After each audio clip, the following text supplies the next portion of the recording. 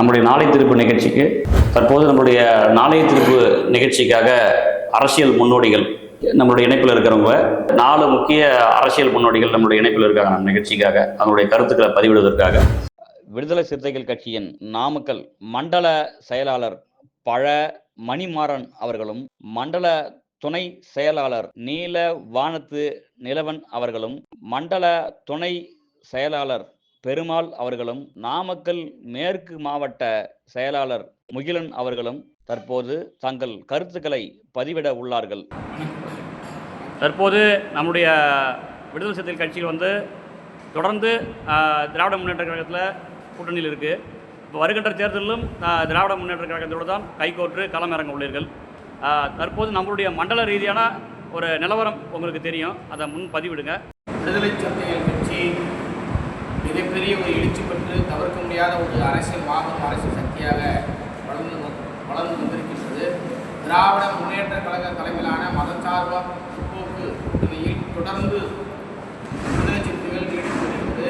வருகின்ற 2026 சட்டப்பேரவை தேர்தலிலும் விடுதலை சிறுத்தைகள் தொடர்ந்து திமுக அணியில் கூட்டணியில் இடம்பெற்று நாமக்கல் மாவட்டத்தில் 6 சட்டமன்ற தொகுதியிலும் மாபெரும் வெற்றி பெறுவது உறுதி என இந்த நேரத்தில் நாமக்கல் மண்டலத்தின் சார்பாக தெரிவித்துள்ளது.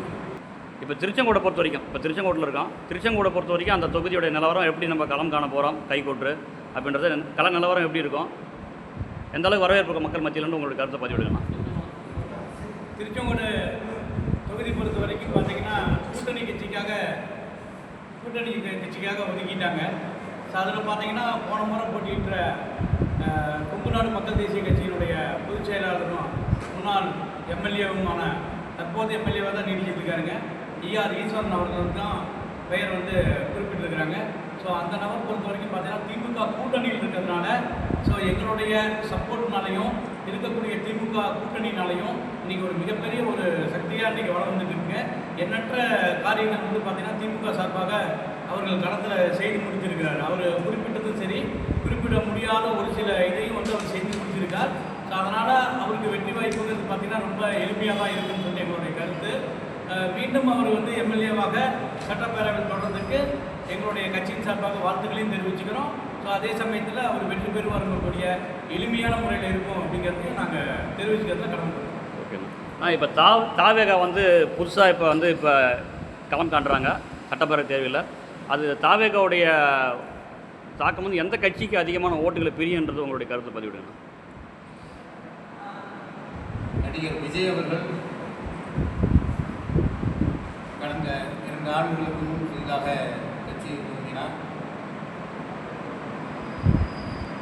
எப்போதும் புதிதாக கட்சியை துவங்குபவர்கள் சொல்வதைப் போல ஊழல் இல்லாத ஆட்சி, வளர்ச்சி என்று சொல்லி வந்தார். அவர் நடிகர் என்பதால் ஊடகங்கள் அவரை பெரிதாக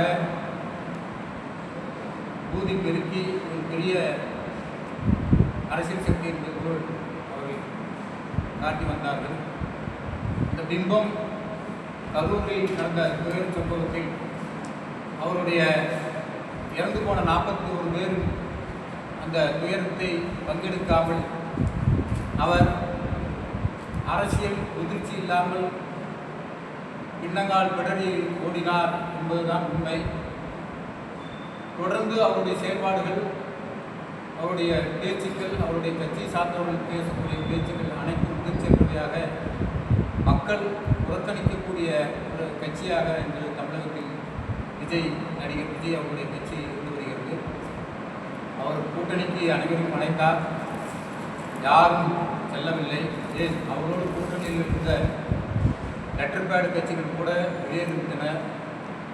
இன்றைய சூழலில் அவர் தனித்து நிற்பதே மிகப்பெரிய கடினம். வேட்பாளர்களை தேர்வு செய்து தேர்தலில் பங்கேற்க பல்வேறு யுக்திகளை கையாள வேண்டும். எந்த ஒரு அனுபவம் இல்லாத அவர்கள் நிச்சயம் இந்த தேர்தலில் பங்கேற்பார்களா என்ற கேள்வி எழுந்துள்ளது.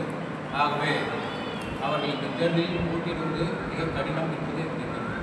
திராவிட முன்னேற்ற கழகத்தை பார்த்த வரைக்கும் மகளிருக்காக, மகளிருடைய முன்னேற்றத்துக்காகவும் மகளிருடைய வளர்ச்சிக்காகவும் எண்ணற்ற திட்டங்களை தளபதி ஸ்டாலின் அவர்கள் இந்த 5 ஆண்டு ஆட்சி காலத்திலும் சரி, அதற்கு முன்பாக அவருடைய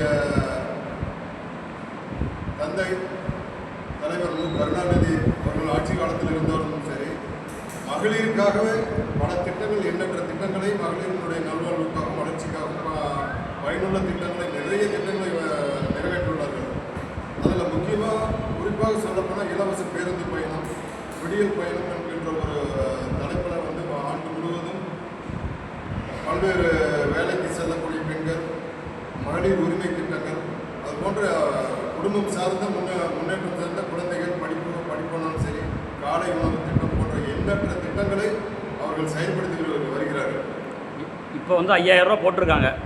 இந்த 5000த்துக்காக வரவேற்பு அதிகமாக இருக்குமா, இல்லை மக்கள் மறந்துடுவாங்கன்னு நினைக்கிறீங்களா? ஓட்டு கண்டிப்பாக அதுக்கு அந்தளவுக்கு பிரதிபலன் இருக்குமா?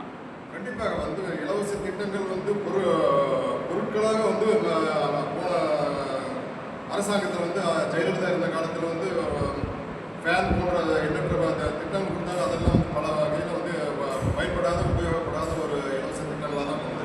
ஆனால் அந்த இலவச திட்டங்களை பொருளாக கொடுக்கறதுக்கு பதிலாக ஒவ்வொரு குடும்பத்துக்கும் நிதி சார்ந்த ஒரு திட்டங்களாக அவங்களுக்கு முன்னேற்றத்துக்கு, வாழ்க்கை முன்னேற்றத்துக்கு, தினசரி வாழ்வாதாரத்தை சரி கட்டக்கூடிய, நோய்வாய்ப்பட்டு இருந்தாலும் சரி, ஒரு கடனுடன் நிதி ஆதாரங்களை செலுத்த முடியாத பட்சத்தில் குழந்தைகளுடைய படிப்பு செலவுக்காக அந்த நிதி ஆதாரங்கள் 5000 என்பது இன்னும் ஆட்சி அமைந்த பிறகு பல்வேறு நிதி ஆதாரங்களை கண்டிப்பாக மக்களிடத்தில் கொண்டு போய் சேர்ப்பார் என்பது ஸ்டாலின் அவர்கள்.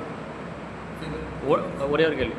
ஒன்றிய அரசுடைய வரி விதிப்புகளால் மக்கள் பாதிக்கப்பட்டிருக்காங்க. அதனால் பாஜக எந்த அளவுக்கு அது தாக்கம் இருக்கும்? ஆதரிப்பாங்களா? அவங்க சொல்கிறாங்க ஆதரிப்பு உண்டு, டபுள் இன்ஜின் சொல்கிறாங்க.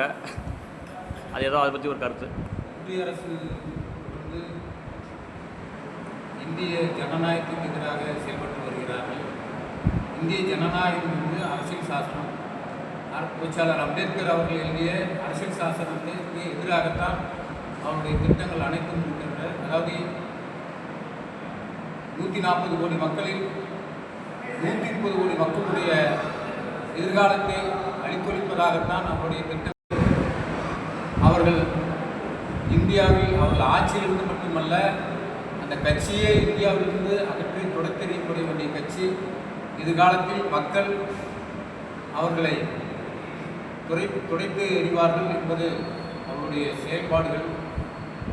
அது மூலம் மக்களுக்கு ஏற்படுகிற அந்த எழுச்சியை நாம் காணணும். 2026 தமிழ்நாடு சட்டமன்ற தேர்தலில் அந்த மாற்றம் தெரியும். மாற்றம் எந்த அளவுக்கு தெரியும்னு நினைக்கிறீங்க?